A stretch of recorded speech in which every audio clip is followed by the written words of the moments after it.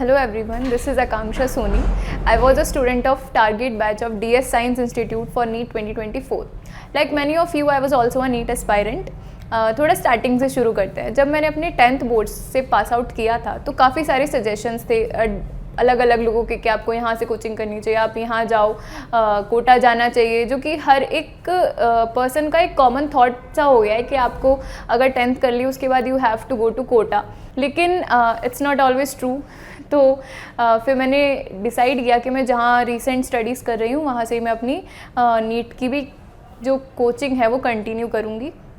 तो मैंने फिर अपना जब फर्स्ट अटैम्प्ट दिया उसमें I was not getting that much good marks, जो कि एक मेडिकल कॉलेज के लिए ज़रूरी होते हैं। अराउंड 550 मेरा अप्रॉक्स स्कोर रहा था। तो फिर वही जो सारे बच्चे सोचते हैं वैसे ही मैंने सोचा कि ड्रॉप लेना ही है। जब मैंने ड्रॉप का सोचा तब भी मैंने अपने सीनियर से बात की, जो कि यहाँ रहकर उन्होंने नीट की कोचिंग ली थी और वो एक अच्छे मेडिकल कॉलेजेस में अभी सेटल हैं। तो मैंने उनसे बात की तो उन्होंने मुझे गाइड किया कि हाँ आप जाओ, डीएस में जाओ, आप वहाँ पे आपको जो रिस्पेक्टेड उमेश सर हैं वो आपको सजेशन देंगे, आपको अच्छे से गाइड करेंगे कि आपको क्या करना चाहिए क्या नहीं करना चाहिए। आपकी हर एक चीज़ को वो बारीकी से देखेंगे कि कहाँ आप गलती कर रहे हो, आपके कौन से वीक टॉपिक्स रह गए हैं, आपके जो पुराने मार्क्स हैं उस बेसिस पे इवैल्यूएट करेंगे कि किस चीज़ को कितना टाइम देने की आपको नीड है। तो मैंने जैसे उनकी बात मानी और मैं अपने पापा के साथ यहाँ पे आई थी। तो मेरा ऐसा नहीं था कि मुझे प्रॉपर कोचिंग लेनी है, क्योंकि जो भी बच्चा किसी एग्ज़ाम की तैयारी कर रहा होता है उसके दिमाग में ये रहता है कि मैंने पुराने अटैम्प्ट्स दिए हैं तो अकॉर्डिंग टू इट मुझे चीज़ें आती हैं। सिर्फ प्रैक्टिस की ज़्यादा ज़रूरत है, टाइम मैनेजमेंट और एक्यूरेसी पे ज़्यादा ध्यान देना है। लेकिन कई बार जो है हम चीज़ें भूलने लग जाते हैं, जिसके लिए हमें रिवीजन की एक बहुत ज़्यादा नीड होती है। तो मैं यहाँ पे बेसिकली टेस्ट सीरीज़ ज्वाइन करने के लिए आई थी। तो मैं जब यहाँ पे आई थी तो मैंने सर से बात की कि सर देखो ऐसा ऐसा है, मेरा ये पुराना स्कोर रहा है और अब मुझे ऐसे सिलेक्शन चाहिए, मुझे चाहिए इस बार बस। तो आप मुझे बताओ मुझे क्या करना चाहिए, मैं यहाँ पर सिर्फ टेस्ट सीरीज़ ज्वाइन करने के लिए आई हूँ। तो सर ने बोला कि बेटा देखो, आपको डॉक्टर हम बनाएंगे, आप विश्वास रखो, बस आप वो मानो जो हम आपसे कह रहे हैं। तो आप पूरी रेगुलर क्लासेस अटेंड करो, आप टारगेट बैच हमारा प्रॉपर फॉलो करो, तब आपको बिल्कुल ऐसे रिग्रेट नहीं होगा अपने डिसीजन पे। और आज मैं जब ऐसे देखती हूँ चीज़ों को तो मुझे बिल्कुल रिग्रेट नहीं है कि मैंने टारगेट बैच ज्वाइन किया। मुझे उल्टा I am proud of my decision. काफ़ी अच्छी जर्नी रही है, काफ़ी स्मूथ वे से काफ़ी सारी चीज़ें सही चली इस बार। तो जब मैं यहाँ पे आई तो मुझे फर्स्ट डे ही सारा शेड्यूल मिल गया था कि आपका सिलेबस इतनी इतनी डेट को ऐसे ऐसे कंप्लीट हो जाएगा, ऐसे सारे चैप्टर्स की ये डेट रहेगी, इस डेट को स्टार्ट हो रहा है, यहाँ पे एंड हो रहा है। तो सारा पूरा ईयर का जो प्लान था वो मेरे माइंड में पहले से ही सेट हो गया कि हाँ चलो इनका सिलेबस ऐसे ख़त्म हो रहा है, मुझे मेरी वीक टॉपिक्स पे ऐसे टाइम देना है, फिर हमारा इस दिन टेस्ट होगा तो ये सारे टॉपिक इसमें कवर हो जाएंगे। मुझे काफ़ी अच्छी चीज़ लगी कि हमारी एक ज़ील करके टेस्ट सीरीज़ चलती थी जो कि लिविंग टाइम पे होती थी 15 मिनट की। उसमें 25 to 30 क्वेश्चंस रहते थे अप्रॉक्स में हर एक चैप्टर के।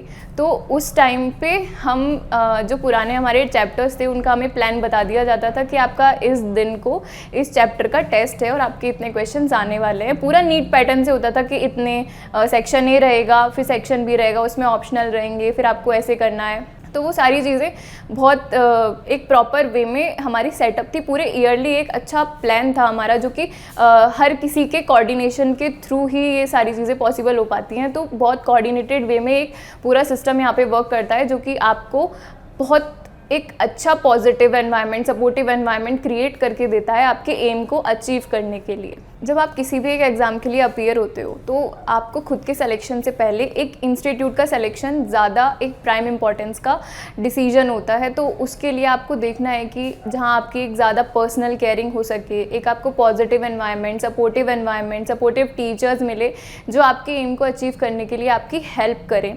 तो वो सारी चीज़ें जब मैं यहाँ आई मुझे यहाँ पर दिखी, तो इसलिए मैंने डिसाइड किया कि चलो यहाँ से ही कंटिन्यू करते हैं। अब मैं उस चीज़ को देखती हूँ तो मुझे अच्छा लगता है कि हाँ चलो एक सही डिसीजन था मेरा यहाँ पे ज्वाइन करने का। तो इस time I am expecting a very decent score, जिससे कि मुझे एक अच्छा मेडिकल कॉलेज मिल जाएगा और I am finally going to be a medical student काफ़ी लॉन्ग टाइम से।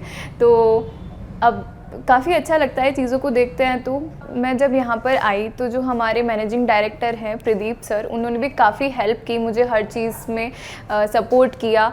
जब भी कोई ऐसे इशू आता था कुछ एकेडमिक से रिलेटेड या कोई भी प्रॉब्लम आती थी तो वो बहुत हेल्प करते थे उस चीज़ को सॉल्व करने के लिए। हमारे प्लानर में जैसे कभी भी कोई चेंजेस आते थे तो वो हमें क्लासरूम में आकर हर चीज़ के बारे में गाइड करते थे कि अब आपको ये चीज़ें ऐसे करनी है, हमेशा हमें मोटिवेट करते थे।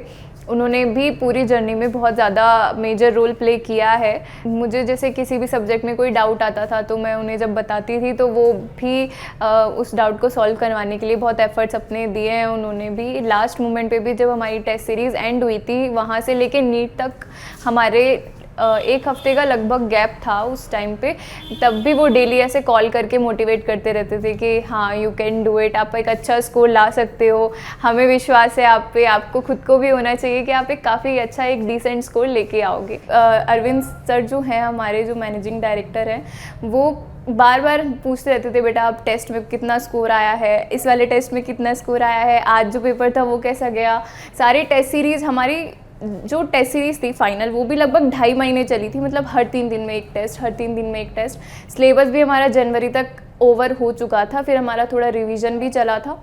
बायो का तो ऑलमोस्ट अक्टूबर में ही हो गया था, तो बायो की एक पर्सनल अलग से टेस्ट सीरीज़ चली थी जिसमें पर्टिकुलर चैप्टर्स, पर्टिकुलर टॉपिक्स हमारे आते थे, जो हमें टीचर्स बता देते थे, उसकी लिस्ट मिल जाती थी। तो इस दिन के लिए ये प्रिपेयर करना है, तो उसके अकॉर्डिंग हमारी वो टेस्ट सीरीज़ भी चली।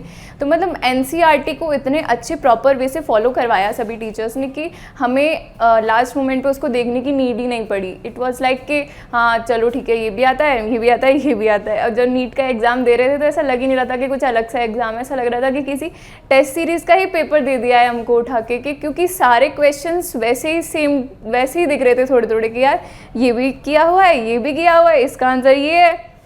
कुछ चीज़ें तो ऐसी थी जो मतलब टेस्ट में हमारी टेस्ट सीरीज़ जो होती थी उसमें बिल्कुल वैसे ही आती थी, बस उसको थोड़ा घुमा के वहाँ पे पूछ लिया था, थोड़ा सा मॉडिफाई करके। तो ये सारी चीज़ें थी। तो thank you so much, I am very grateful towards respected Umesh sir, जिन्होंने हमें एक ऐसा प्लेटफॉर्म प्रोवाइड करवाया है जहाँ हम अपना पूरा टैलेंट शोकेस कर सकते हैं, हम अपनी कैपेबिलिटीज़ को पहचान सकते हैं।